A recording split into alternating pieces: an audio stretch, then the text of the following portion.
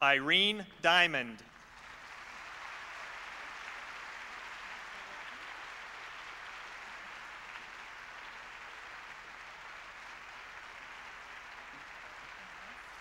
Aretha Franklin.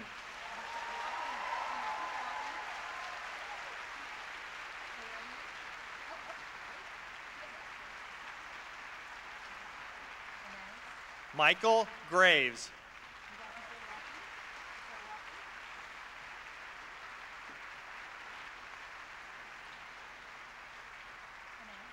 Representing the Juilliard School, Joseph Polisi.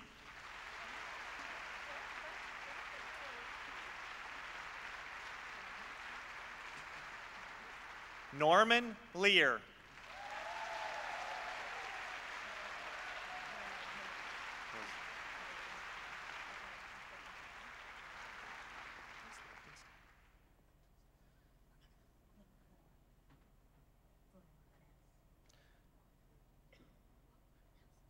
Rosetta Lenoir.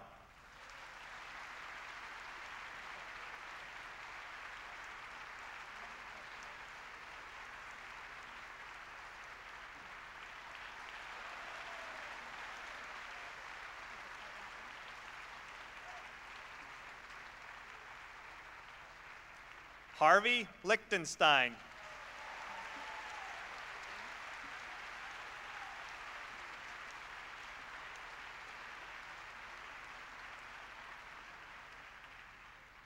Lydia Mendoza.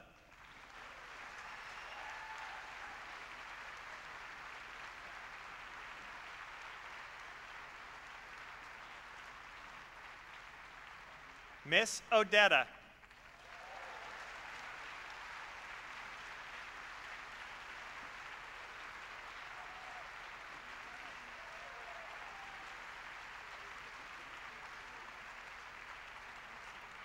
George Siegel.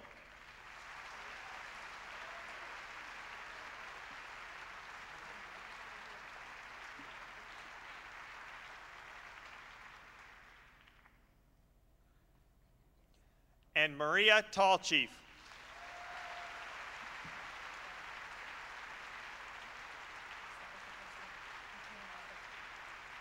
Ladies and gentlemen, recipients of the 1999 National Humanities Medal, Patricia Batten.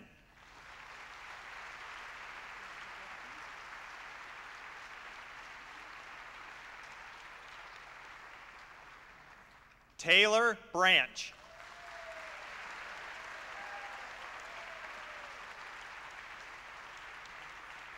Jacqueline Dowd Hall.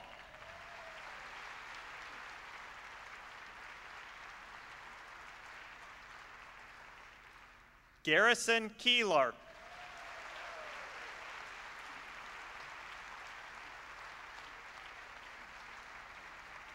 Jim Lair.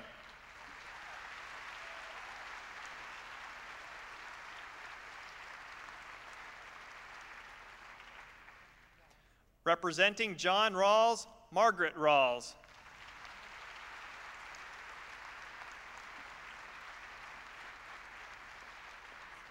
Steven Spielberg.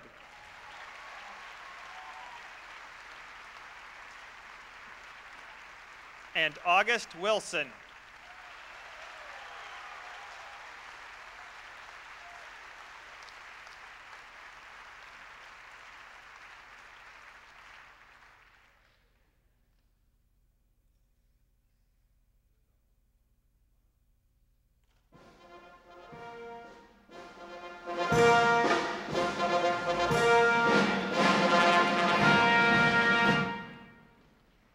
Ladies and gentlemen, the President of the United States and Mrs. Clinton.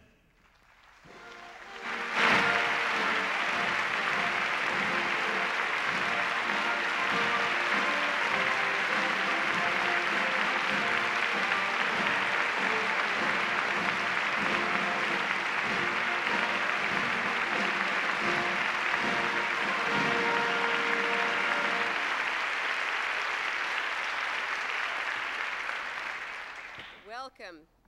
We are so delighted to have you here for the annual Arts and Humanities Awards.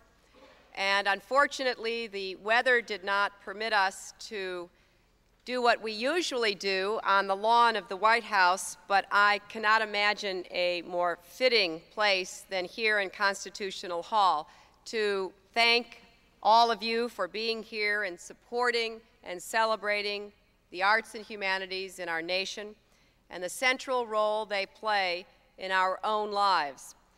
You know, there are many wonderful quotes about what the arts mean and why it's so important that they continue to be an integral part of our national life as well as our individual lives. But one I particularly like is that art is the spirit that knows beauty, that has music in its soul, that can dance on a flaming world and make the world dance too. That's W.E.B. Du Bois, and he knew, as so many of us know, that the best way that we can celebrate the arts is by celebrating those who make the arts come alive. We thought the best way to open this program, therefore, was to showcase some of the music that makes all the world dance. I had the pleasure of meeting Mick Maloney and all the 1999 Heritage Fellows at a ceremony honoring them yesterday. For more than 20 years, he has brought together Irish-American performers and helped to reignite a resurgence of Irish dance, music, and culture in the United States.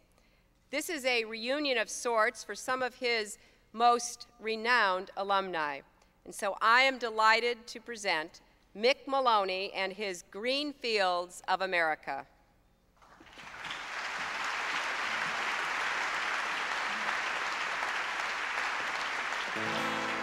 Farewell to the groves of Shillelagh and Shamrock. Farewell to the girls of old Ireland all around. May their hearts be as merry as ever you could find them. As far away o'er the ocean I am bound. For me mother is old and me father quite feeble. To leave their own country it grieves their hearts full soul. Oh, the tears down their cheeks in great drops they are rolling, to think they must die upon a foreign shore. So it's pack up your sea stores, consider no longer, for $10 a week is not very bad pay, with no taxes nor tithes to devour up your wages, when you're on the green fields of America.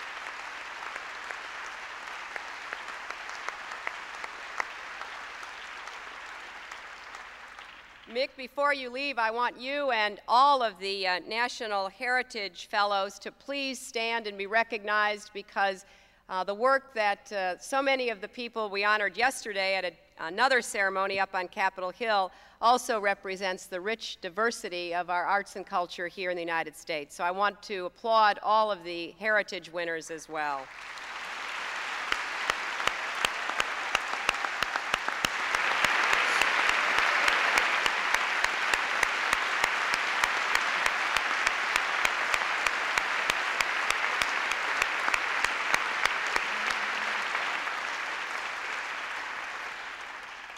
Now, as the President and I have said many times, this event is a particular personal favorite of ours.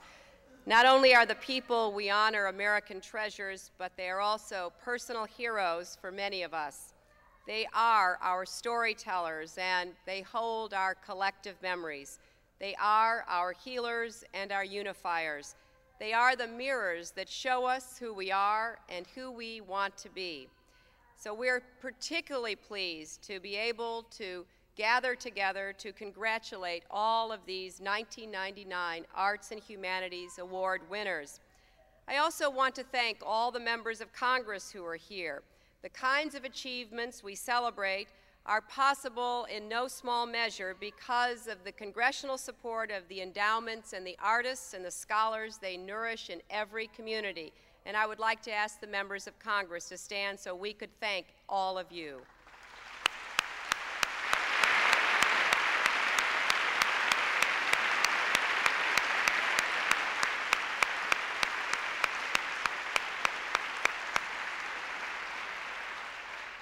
I also want to thank the chair of the NEA, Bill Ivey, the chair of the NEH, Bill Ferris, and all the members of the Arts and Humanities Councils, the President's Committee on the Arts and Humanities, and the Institute of Museum and Library Services Board. Could all of you who serve us so well all year long please stand so we can thank you too.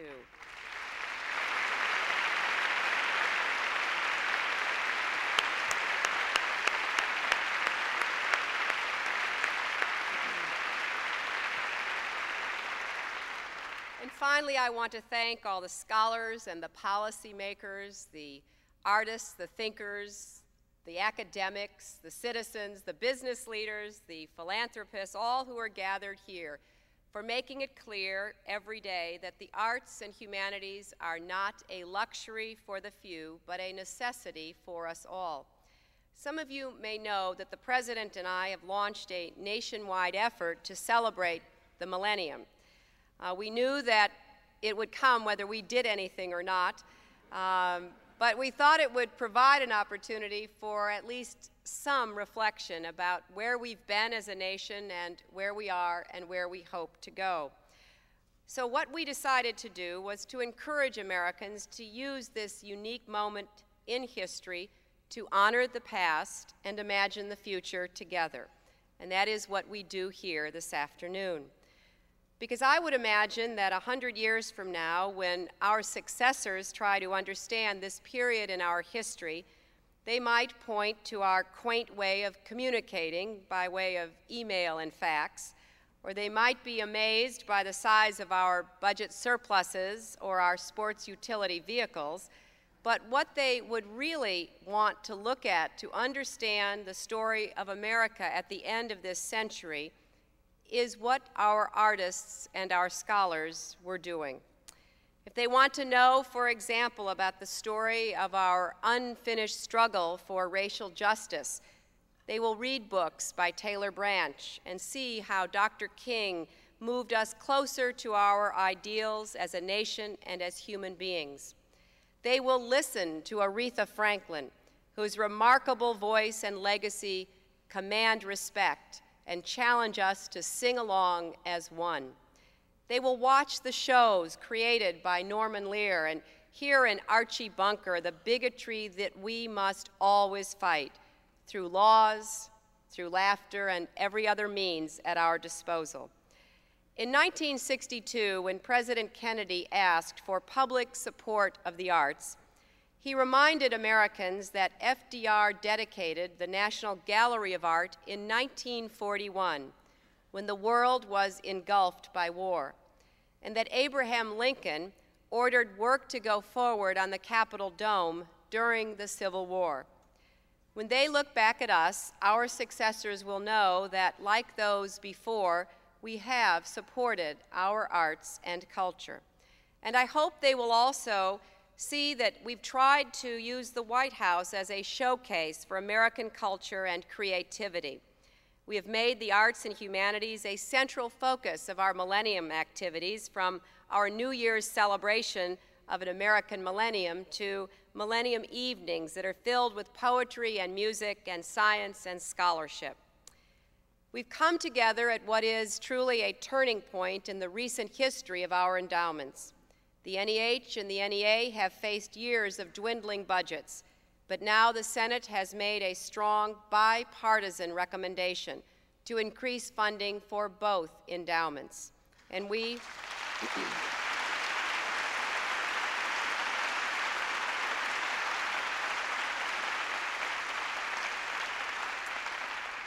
have every hope that these kinds of increases will be enacted this year and in the years to follow. Finally, in the years ahead, people may wonder whether we did a good job of passing on the love of the arts and humanities to our children.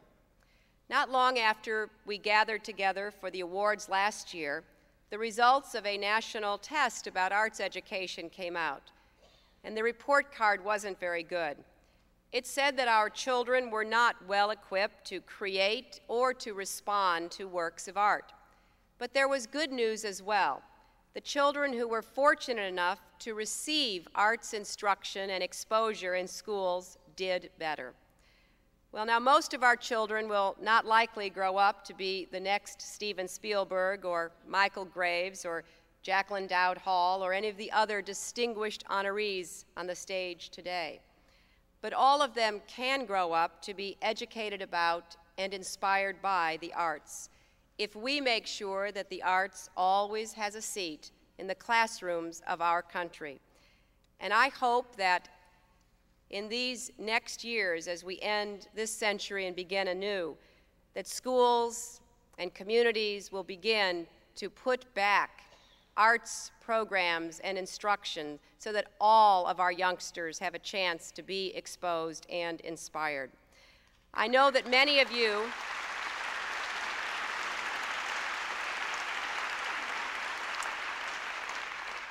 care deeply about this issue, as the President and I do, and I can recall in my own life, as I'm sure all of us can, a moment when art seemed to be important and real and challenging. And for me, it happened in junior high school when I was shown Picasso's provocative painting, Guernica.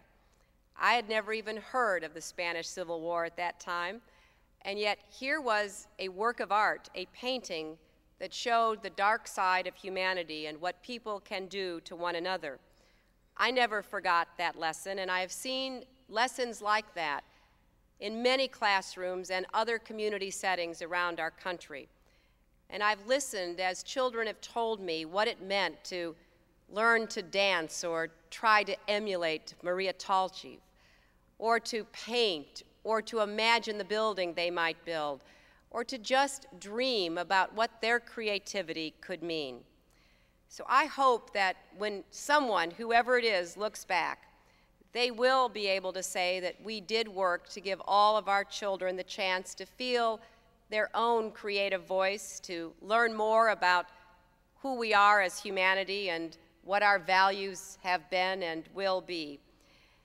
And I'm very grateful that we have as our next speaker someone who has been a strong supporter of the arts and especially returning art to our children. Now, his voice has been a little hoarse these days, but as long as he still has one, he will raise it on behalf of the arts and humanities and the central roles they play in our lives. He is our first reader of history, our first arts supporter, our first saxophone player. Indeed, he is my husband and our president, Bill Clinton.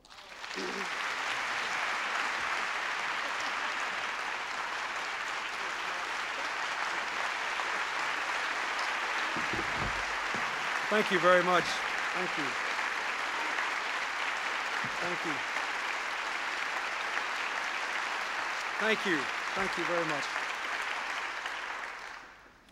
Thank you so much, ladies and gentlemen. Welcome.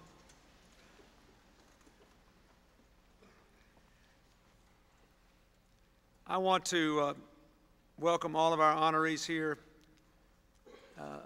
Bill Ivey and all the people for the National Endowment for the Humanities, Bill Ferris and all the people for the National Endowment for the Arts, the people from Library and Museum Services, members of Congress. I have seen Senator Wellstone and Congressman Houghton, Representative Morella and Nadler. There may be others here. I want to thank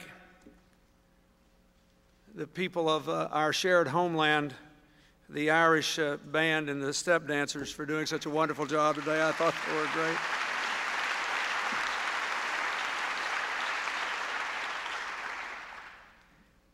If George Mitchell doesn't get us over the final hump and the last steps of the Irish peace process, I may just send them back until everybody is smiling so much they can't think of anything other than ending the conflict. I'd also like to thank the wonderful strings from the Marine Corps for doing such a great job for us here today.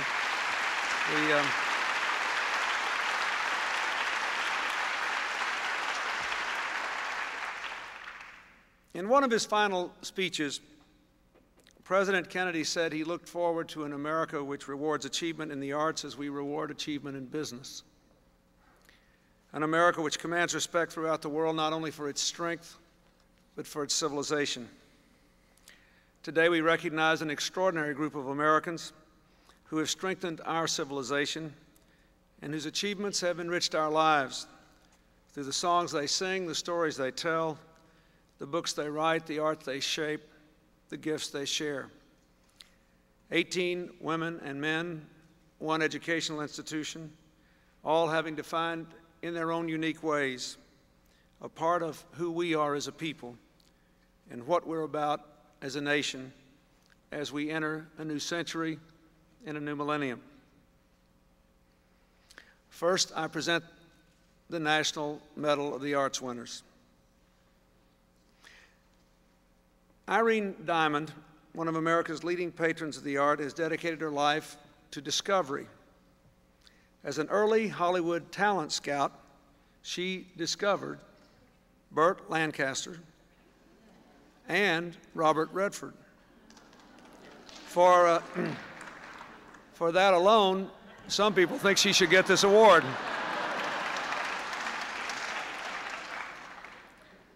As one of the movie industry's first female story editors, she discovered the script that became Casablanca. I believe when the film industry issued its list of 100 greatest films, Casablanca only ranked second, Irene, but some of us voted for it, #1. As the president of the Aaron Diamond Foundation, she helped fuel the path-breaking research that led to the discovery of protease inhibitors, which are now helping people with HIV lead longer and healthier lives. As a generous supporter of the arts, she has given more than $70 million to help more Americans discover the magic of theater, dance, and song. It has been said that discovery consists of seeing what everyone has seen and thinking what no one has thought. We are all far richer for the vision, the insight, and the discoveries of this most precious diamond. Colonel, read the citation. Read the citation, Colonel. Irene Diamond. For her extraordinary accomplishments as a film story editor, talent scout, and champion of the performing arts, her inspired philanthropy has helped finance young concert artists, the Dance Theater of Harlem minority training at the Juilliard School, as well as significant medical research and minority education programs.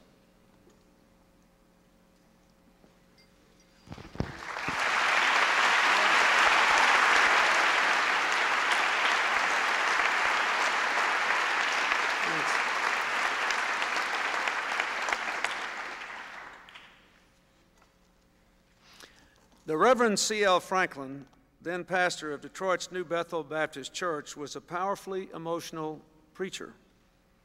But one Sunday in 1954, it was the heavenly voice of a 12-year-old that brought the congregation to its feet. The voice belonged to his own daughter, Aretha, the woman now idolized throughout the world as the Queen of Soul. No matter where she has traveled, she has never left behind the sound of those Sundays in church. You could hear it ranging over 4 full octaves when she sang Dr. King to Heaven, and in electrifying performances at our inaugural celebrations. You can hear it in every one of her nearly 50 albums, and I am so grateful that she has allowed me to hear it time after time here at the White House. Aretha's voice once was designated a natural resource of the state of Michigan.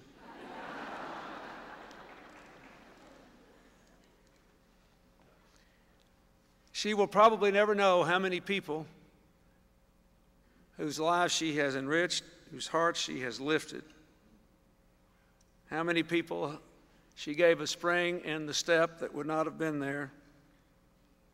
It brought sunshine to a rainy day and tenderness to a hardened heart. Today we honor her for all she has given with the magnificent talent God gave her. Colonel, read the citation. Aretha Franklin, for her phenomenal talent as Queen of Soul, fusing gospel, blues, rock, her impassioned performances and spirituality of music have touched people worldwide. As a singer and songwriter, she has created an enduring body of work, proving that respect is truly spelled A-R-E-T-H-A.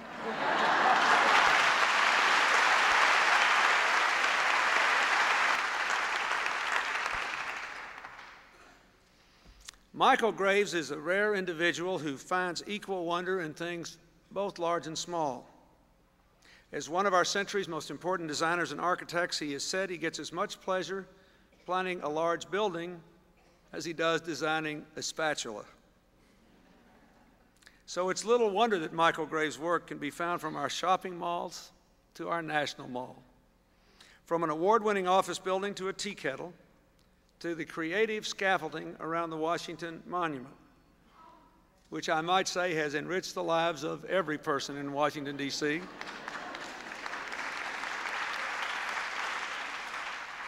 and made those often stuck in what is now America's most crowded traffic patterns city have their time pass a little better. Michael Graves has created art that surrounds our lives. He calls himself a great practitioner, but in some ways his challenge is more daunting than that of a physician. As Frank Lloyd Wright once said, after all, the doctor can bury his mistake, but the architect can only advise his client to plant vines. The only thing that grows and covers Michael Graves' work is our admiration, appreciation, and respect. Colonel, read the citation. Michael Graves, for his exceptional achievements in architecture and design. Blending classical and modern forms, his creation balanced inspired artistry and functionality, elegance with comfort. As an educator and artist, he has taught us the importance of beauty, simplicity, intelligence in creating our everyday environment.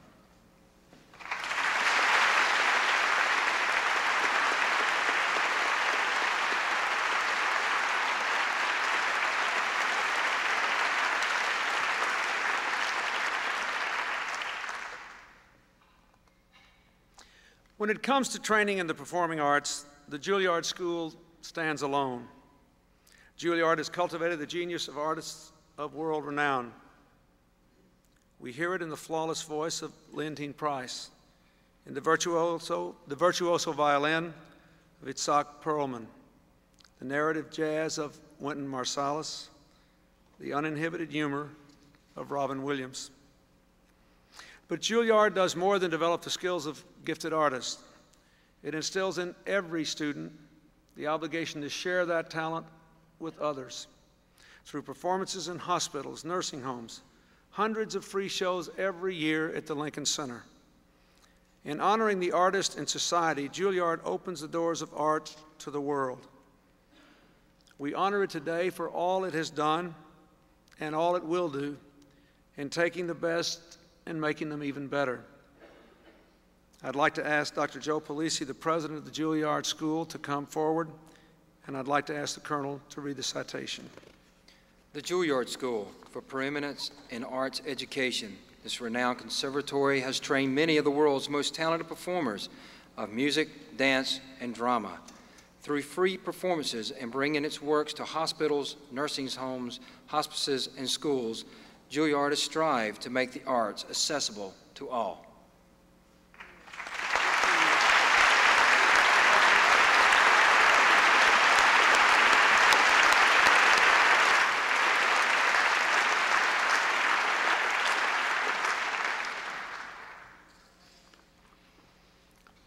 Norman Lear has held up a mirror to American society and changed the way we look at it. From Archie Bunker's living room in Queens to Fred Sanford's junkyard in Watts, he has employed the power of humor in the service of human understanding. His departure from traditional two-dimensional television characters was risky.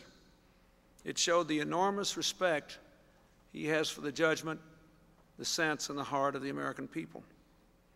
He gave us something real. He tackled issues head on. Archie Bunker, after all, was the best argument against his own bigotry. By laying it out unvarnished, Norman Lear took it apart and in the process made us laugh out loud. His commitment to promoting understanding and tolerance extends far beyond the screen. As founder of People for the American Way and the Business Enterprise Trust, he continues his work to deepen freedom, defend liberties, and reward social responsibility. The first time I ever met Norman Lear was in early 1981, shortly after the presidential election of 1980, in which I became the youngest former governor in American history. Norman Lear invited me to come talk about a project with him in New York, and he took me to a play on Broadway that he produced. We went to opening night. It closed 3 days later. We are here today because the intervening years have been kinder to both of us.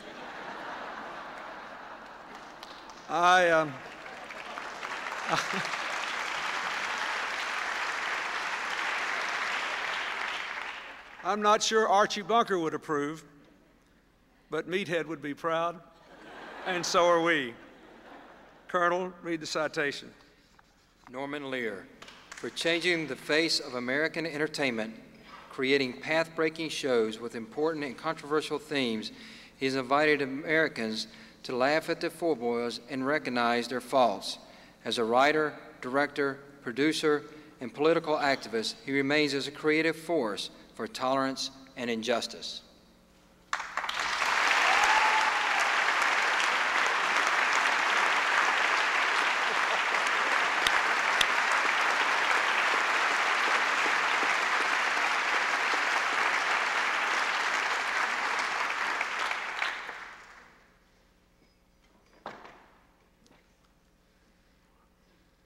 When she was 7, Rosetta Lenoir broke both her legs.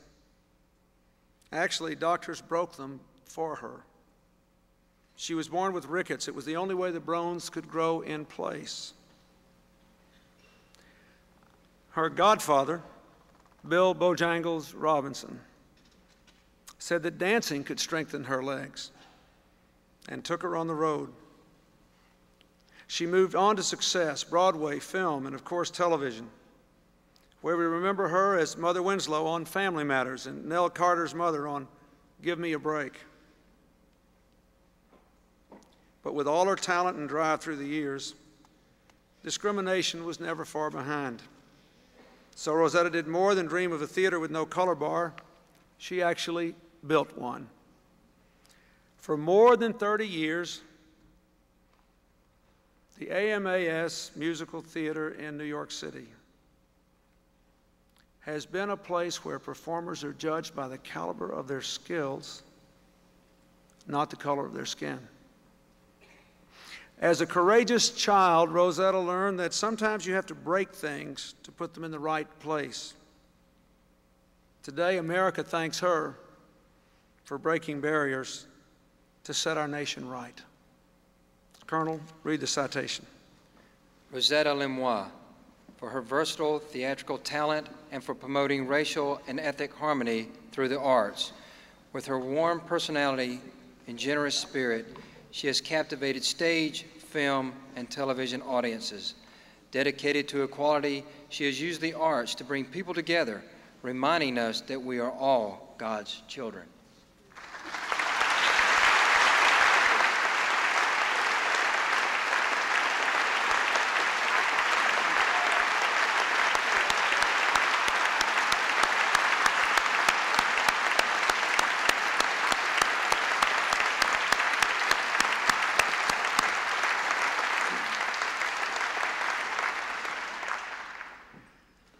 In 1967, Harvey Lichtenstein was given an impossible task to breathe life into the Brooklyn Academy of Music, a neighborhood relic on the verge of being razed for tennis courts. Not only did he save the Academy, he turned it into one of the most important avant-garde institutions in the entire world. In his 32 years as a charismatic impresario, visionary, and father of the Brooklyn Academy of Music, he sparked the stunning careers of Twyla Tharp, Philip Glass, Mark Morris, and so many other artists Manhattan had overlooked. He launched the wonderful new Next Wave Festival and the BAM Opera. He proved that art challenges can also be wildly popular. He truly changed the way we think. Although he just made his curtain call at the Brooklyn Academy, we know he will continue to be New York's stellar steward of the arts. Colonel, read the citation.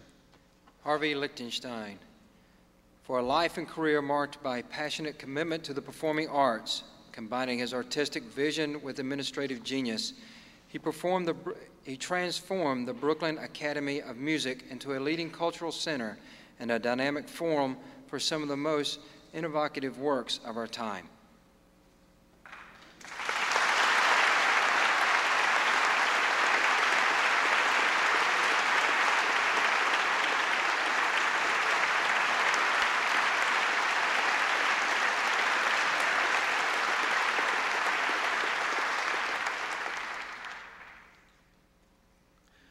Lydia Mendoza's unique musical career spans most of the entire course of the 20th century. She recorded her first song in a San Antonio hotel room in 1928. More than 70 years and 1,000 songs later, her legacy is as wide and deep as the Rio Grande Valley. Lydia learned much from the oral tradition of Mexican music that her mother and grandmother shared with her. In turn, she shared it with the world, becoming the first rural American woman performer to garner a large following throughout Latin America. With the artistry of her voice and the gift of her song, she bridged the gap between generations and culture. Lydia Mendoza is a true American pioneer, and she paved the way for a whole new generation of Latino performers who today are making all Americans sing. Colonel, read the citation. Lydia Mendoza, for giving glorious voice to the music and heritage of the Texas-Mexico border region. Through more than 1,000 songs, she has captured the lives, loves, hardships, and hopes of working people, creating a priceless body of work that continues to influence and inspire a new generation of Chicano musicians.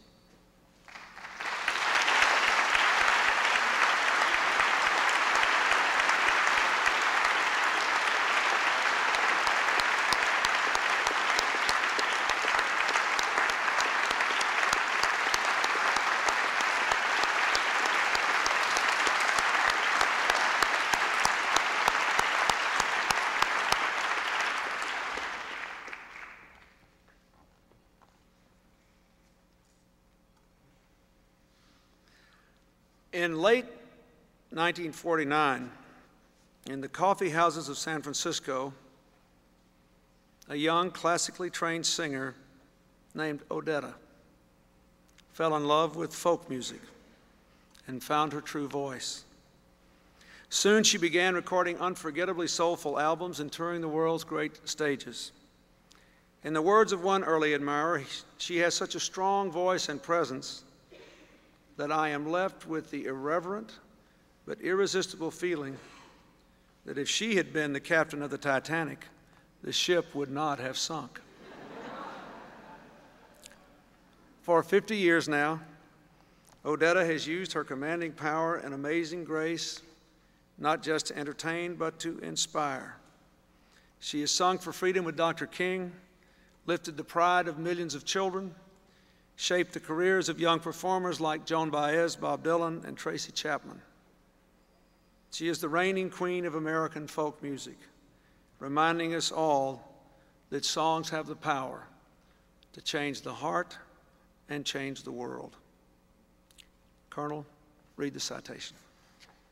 Miss Odetta, for her unsurpassed contributions as an interpreter of American folk music, with the beauty and clarity of her voice, the warmth of her personality, and intensity of her performance, she has captivated audiences of every background and breathed new life into songs of our past.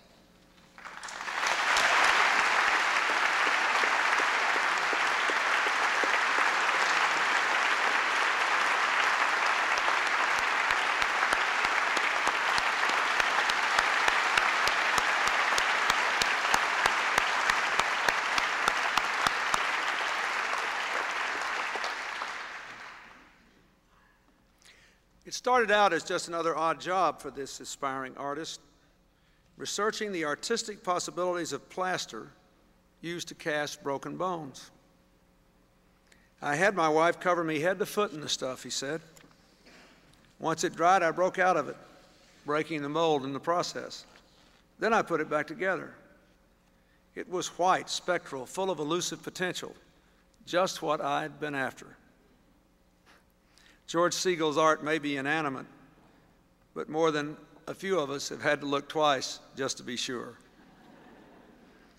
His silent creations speak volumes about the human condition and give life to the spaces where they are displayed.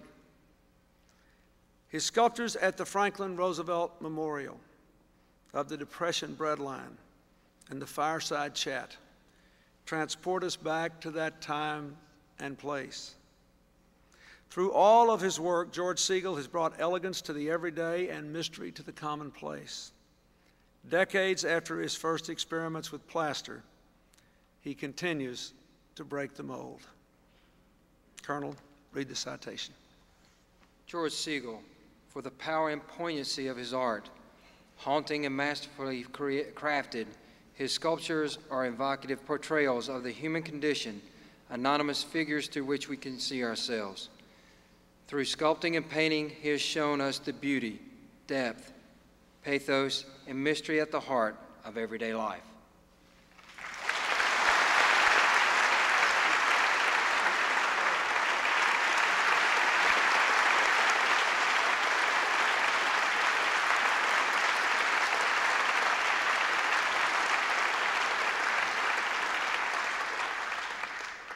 George Balanchine once told audiences not to analyze ballet.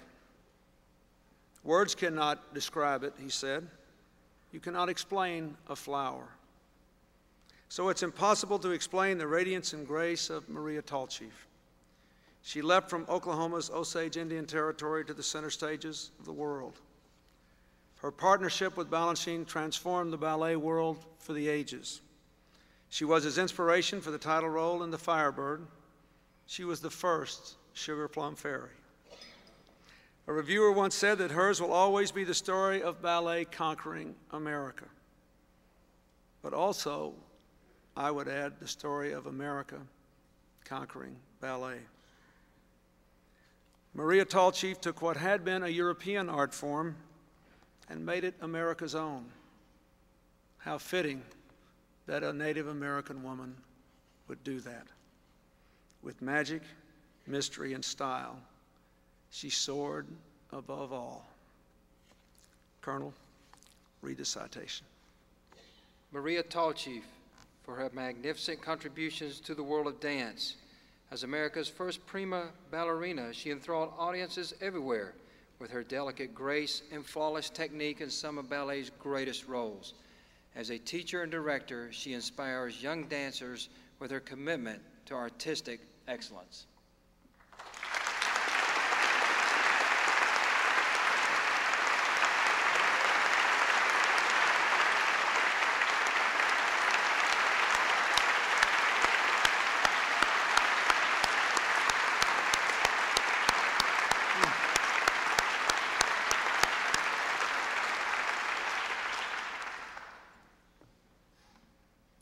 Now, ladies and gentlemen, for the National Humanities Medals. Patricia Batten is saving history. The high acidic content of paper threatens to destroy millions of old books. But she has led the national campaign to raise awareness about this challenge and preserve the genius of the past. As the first president of the Commission on Preservation and Access, she has helped to spur America's libraries and archives to transfer information from so-called brittle books to microfilm and optical discs. As a result, more than 770,000 books have already been preserved. She's also one of our nation's leading authorities on changing learning patterns of the digital age. From 19th century books to 21st century technology, Patricia Batten is strengthening our storehouse of knowledge for the future. Thank you for saving the knowledge of the past for the children of tomorrow. Colonel, read the citation. Patricia M. Batten, for her vision and leadership in the campaign to save millions of brittle books deteriorating in America's libraries. As the first president of the Commission on Preservation and Access, she spearheaded America's effort to preserve these priceless materials for the benefit of future generations.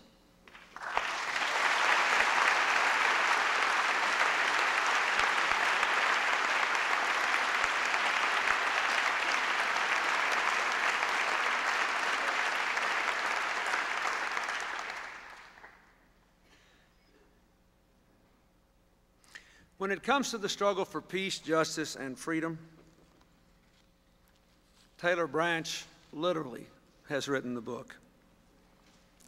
With vivid prose and clear-eyed detail, his 2 volumes on the Martin Luther King years recount a man and a movement that changed America for good. As Taylor has said, it is really the story of ordinary people who took risks to enlarge freedom, and we have a much better country for it. Those aren't just Taylor Branch's words, they also reflect his life. Growing up in segregated Atlanta, Taylor Branch saw discrimination everywhere he looked. But through it all, he saw something else, an America where we heal our racial wounds, celebrate our differences, and move forward together. We grew up in the same sort of South, affected by the limits, the longings, and the language of race and all of its myriad manifestations. I met Taylor Branch 30 years ago this month. I knew then he was a remarkable young man. And I must tell you, I am very proud of the gifts he has given America in the years since. In an early sermon, Dr. King said, "After one has discovered what he is made for, he should seek to do it so well that no one could do it better."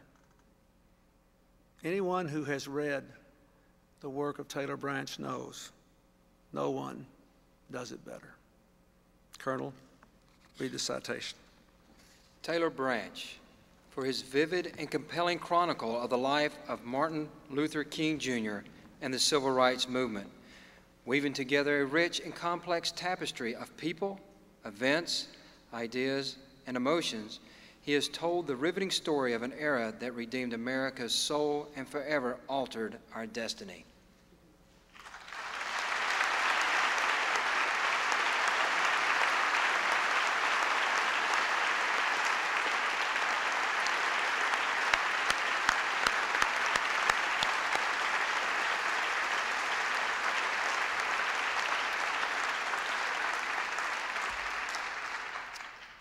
More than 2 decades ago, Jacqueline Dowd Hall explained to an elderly woman why she wanted to tape her memories.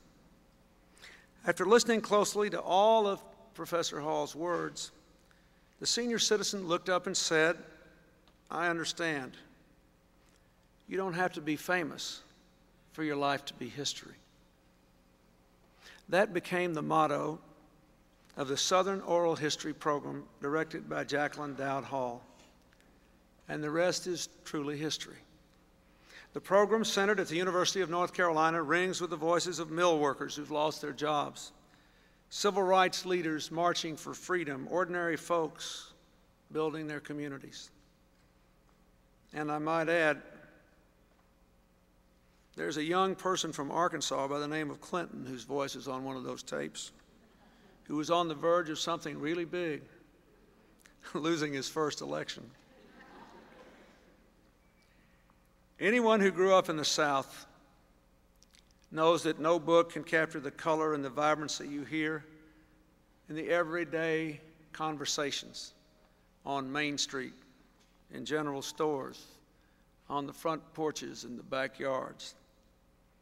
So all of us, whether we are from the South or not, can say thank you, Jacqueline Dowd Hall, for capturing that unique and wonderful voice, for recording history through the lives of ordinary people, and in so doing, for making history. Colonel, read the citation. Jacqueline Dowd Hall, for her extraordinary contributions to the study of modern American history as a scholar, teacher, author, and director of the University of North Carolina's Southern Oral History Program. She assembled an unprecedented collection of first-person narratives and raised public awareness of the importance of oral history to cultural understanding.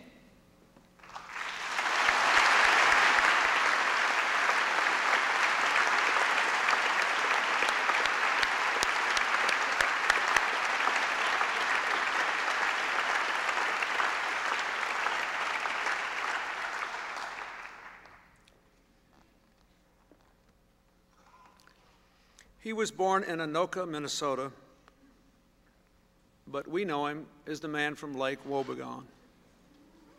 A town with a name derived, he tells us, from the Native American phrase meaning, "We sat in the rain all day waiting for you."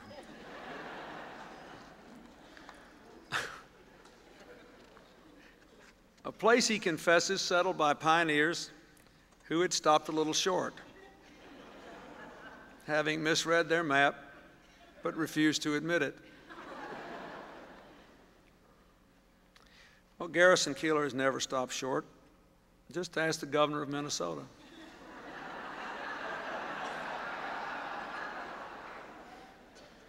Millions of listeners plan their weekends around his prairie home companion. It's always blaring on the radio in the White House. No one wants to miss a minute of his homespun humor, homegrown music, and stories of hometown America. And he never leaves it behind. Today, when I shook hands with Garrison, he said, "Well, I understand that you had a cancellation and had to put me in at the last minute." I didn't have the heart to tell him how sorry I was that Rush Limbaugh couldn't make it today.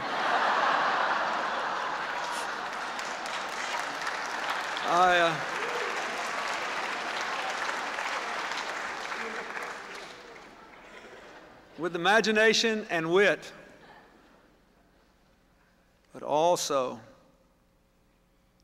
with a steel-trapped mind and deep conviction, Garrison Keillor has brought us together and constantly reminds us how we're all connected and how it ought to keep us a little humble. We all have a little Lake Wobegon in us, and our homes will always have a place for Garrison Keillor, our modern-day Mark Twain. Colonel, read the citation. Garrison Keillor, for his remarkable gifts as a writer, humorist, and radio personality, with stories, songs, gentle satire, and poignant reflection, he has painted an intimate portrait of Lake Wobegon and America's heartland, entertaining radio audiences and readers across our nation.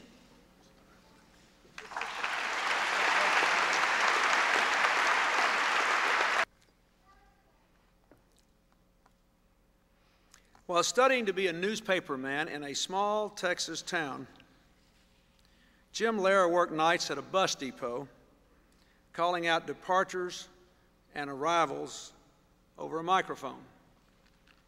You might say that's what he had to do for politicians after he assumed his position on television.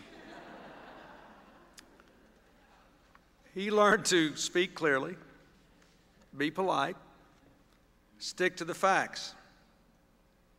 Traits that would become his signature style as one of the most respected and beloved figures in American broadcast journalism. When sound bites and sensationalism began taking over TV news in the early 1970s, he teamed up with broadcaster Robin McNeil to start a nightly newscast that offered the opposite: long, in-depth stories and interviews on the serious topics of the day. A show where guests are treated as guests, viewers are treated as intelligent, viewpoints are treated with respect. Novelist, playwright, journalist, moderator of presidential debates, asker of hard and probing questions in a deceptively civilized way. Jim Lehrer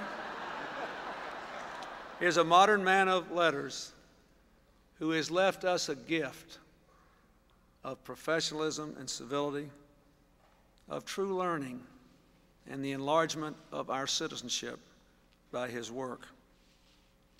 Colonel, read the citation.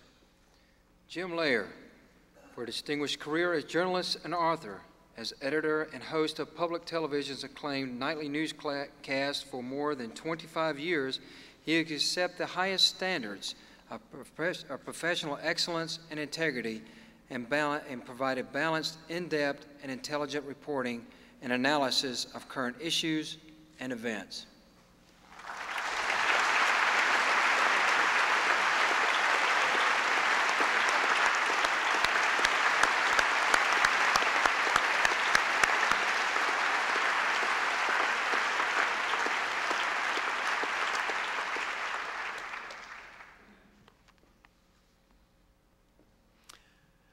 John Rawls is perhaps the greatest political philosopher of the 20th century.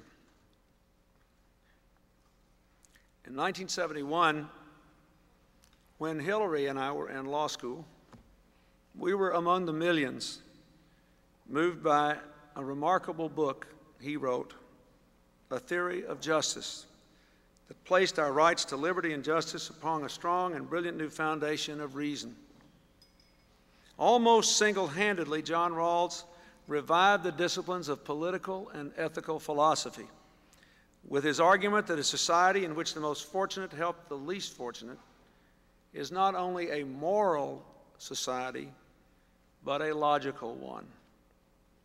Just as impressively, he has helped a whole generation of learned Americans revive their faith in democracy itself. Ladies and gentlemen, Margaret Rawls will accept the medal on behalf of her husband.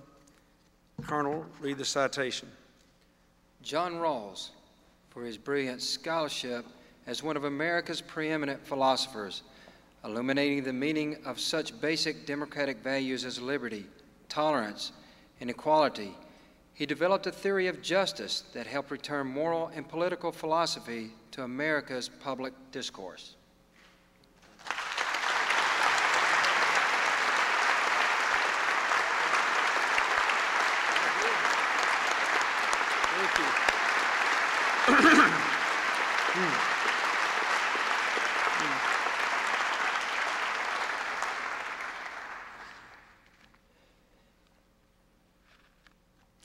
Anytime we look at all that Steven Spielberg has managed to create on film, we know that that is what God put him here to do. Like Orson Welles, he was a true cinematic prodigy. He shot his first movies at the age of 12. By the ripe old age of 35, he was already one of our most gifted storytellers, with Close Encounters, Raiders of the Lost Ark, and E.T. But when his insatiable moral and imaginative hunger drove him to create such resonant masterpieces as Schindler's List, one of the most important movies of the 20th century, and the remarkable Saving Private Ryan, we saw that he was an astonishing historian as well. On top of his creative mastery, Stephen has devoted enormous time and resources to preserving Holocaust testimonies, supporting righteous causes, unleashing the power of entertainment and technology to help seriously ill children to heal. Steven Spielberg could have gotten the National Medal of the Arts, but I think he would want most to be remembered for his contributions to humanity. I also want to thank him for all the many times that he and Kate and their wonderful children have enriched our lives, and all the things he tells me that keep me thinking. Today, I was talking to Stephen, and he said, "How are you?" And I said, "I'm doing pretty good for an older guy." He said, "Yes, but did you see that article that says that our children, certainly our grandchildren, will live to be 150? And I got to thinking that Hillary talked Stephen into making the movie that we will show at the American Millennial Celebration on the Mall on New Year's Eve, as we see the turning of the millennium. And Stephen has agreed to create this 18-minute movie of the century, 100 years in 18 minutes, so we'll feel like we're 150. He always finds a way to make it work. Colonel, read the citation. Steven Spielberg, for his stunning achievements as a filmmaker and for his generous philanthropic contributions. Whether entertaining us with his childlike sense of wonder or searing our emotions with powerful images of human capacity for both good and evil, he has created cinematic masterpieces that thrill, challenge, inspire, remind, and heal.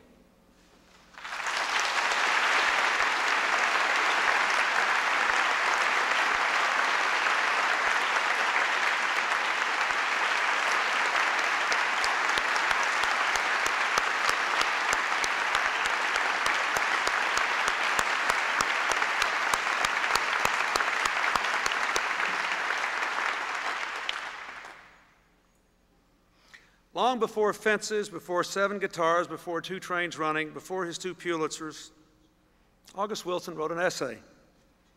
He was in high school, and his teacher refused to believe that a black student could have produced something that good.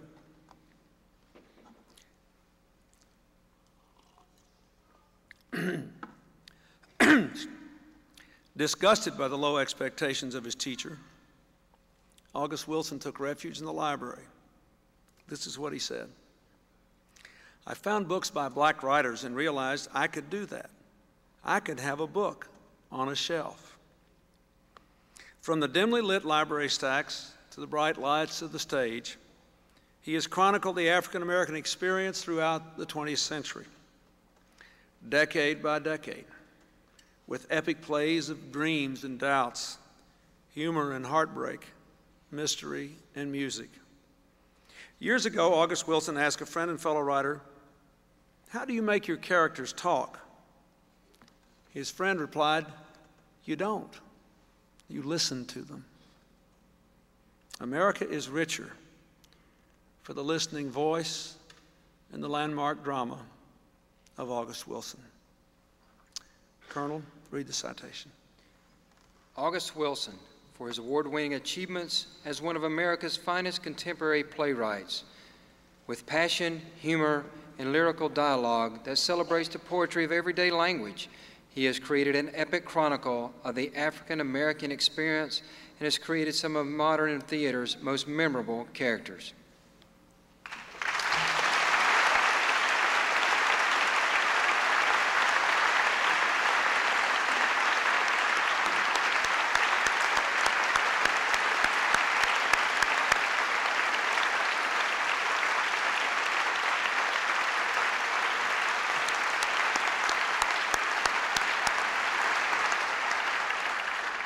Ladies and gentlemen, we thank you for sharing in this celebration and being a part of this last Arts and Humanities Awards ceremony of the 20th century. On behalf of our nation, I thank our honorees for all they have done for us, and I thank you all for supporting their work, for helping to shape our society, lift our spirits, expand our boundaries, and share our gifts with the world. Thank you and goodbye. Thank you.